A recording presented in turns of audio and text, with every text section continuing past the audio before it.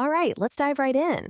Today we're talking about something huge for coaches, how to unlock the true potential of your female athletes. And the secret? It's all about working with their physiology instead of constantly fighting against it. So, as a coach, does this sound familiar? One week, your athlete is absolutely crushing it, hitting personal bests left and right. The next week, they're struggling, and a workout that was easy before suddenly feels impossible. It can seem so random, right? Super frustrating. But what if I told you it's not random at all? What if there's a biological roadmap just waiting for you to read it? Here's the thing. For decades, pretty much all the training programs out there were designed for men. It's just a fact. And that one-size-fits-all model, while it completely ignores the massive hormonal shifts that are a fundamental part of female biology. And guess what? Those shifts have a huge impact on performance. And that's really the big idea here. We've got to reframe how we think about the menstrual cycle.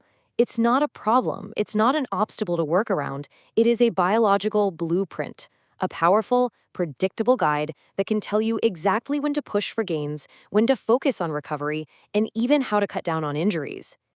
I love this quote because it just nails the new mindset we need. It's not about training less, it's about training smarter. You stop fighting the body's natural flow and start this collaboration. And believe me, that partnership is where the magic really happens. Okay, so let's break this down. First up, we've got the first half of the cycle. I like to call this the power window. Why? Because this is when your athletes have a natural biological advantage for building some serious strength and power. So if you look at the timeline here, day one is the start of menstruation. Hormones are at rock bottom, which can mean, some fatigue. But then things start to change. Estrogen starts to rise, and as it does, energy and capacity go right up with it. It all builds to this awesome peak right around ovulation, and that right there is your prime time for high performance. So what's actually going on in the body? Well, that rising estrogen isn't just making your athlete feel more energetic. It's actually helping them repair muscle and build new protein. The body is literally primed to get stronger, to recover quicker, and to handle those really tough, intense workouts way more effectively. And look, this isn't just some nice idea. The science is solid on this. Study after study shows that strength performance gets a major boost right around ovulation. So it's not a coincidence. Programming your heavy lifts and power work during this window, you're literally syncing up with the body's natural peak.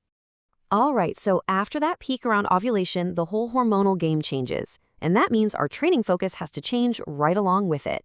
We're moving out of that power window and into what's called the luteal phase. The opportunity here isn't raw power anymore. It's about building endurance and honing technique. Now, the new star of the show is a hormone called progesterone. And when it takes over, everything feels a little different. The body's core temperature actually goes up a bit, and how it uses energy changes. Getting a handle on what progesterone is doing is the absolute key to training smart in this phase. You might hear your athletes say they're feeling more tired, maybe a little bloated, that explosive power just isn't there like it was last week. Yep, that's progesterone for you. But this is a golden opportunity to shift gears. The body is now better at endurance, so this is the perfect time for steady-state cardio, drilling technique, and really solidifying core stability. And of course, we can't talk about this phase without mentioning PMS. For a lot of athletes, those last few days before their period can be tough. We're talking symptoms that can really mess with their motivation and ability to train.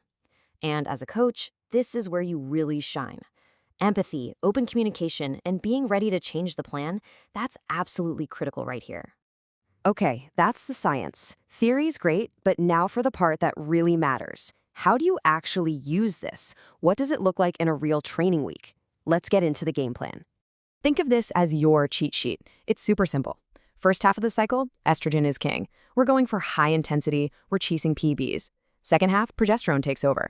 We shift focus to building that solid foundation with endurance, technique, and stability work. So let's walk through it. Step 1, during menstruation itself, think mobility, light work, and most importantly, listen to the body. Step 2, as estrogen climbs, now we can start ramping up the intensity.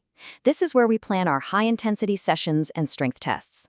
Step 3, right after ovulation, performance is still pretty high, especially for endurance stuff. And finally, step 4, in that late luteal phase, we dial it back. We smartly reduce the load, focus on steady cardio, perfect that technique, and get ready to start the cycle all over again. This chart really says it all, doesn't it? You can see that perfect arc of intensity. It builds up to a maximum right around ovulation, and then we strategically bring it back down. It's a wave, a rhythm. It's definitely not just a flat line of training week after week. Okay, but here's a really important heads up.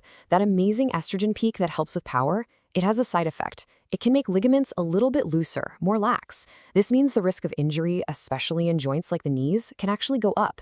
So while you're pushing for those PBs, you have to be extra careful that warm-ups are perfect and technique is absolutely on point.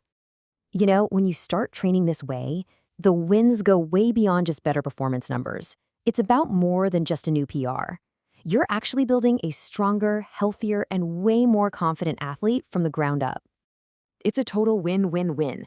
Yeah, you're going to maximize performance for sure, but you're also going to slash the risk of injury and seriously improve recovery. And maybe the biggest one? You build this incredible trust with your athlete. When they know you get it, that you understand their body, that relationship is priceless. And listen, this isn't some fringe niche concept anymore. This is becoming the new professional standard. The top teams, the best coaches on the planet, they're all realizing that if you want to be an elite coach for female athletes, understanding this stuff is non-negotiable. So let's be crystal clear about something. This isn't about taking it easy or making excuses, not at all. This is about being smart. It's about using science to be more effective. Honestly, this is the definition of high-performance coaching for women. So I'll leave you with this one question. As a coach, I want you to really think about it. Are you training against your athlete's biology, or are you training with it? Because the answer to that question, well, it just might be the key to unlocking a level of performance you never thought was possible. Thanks for watching.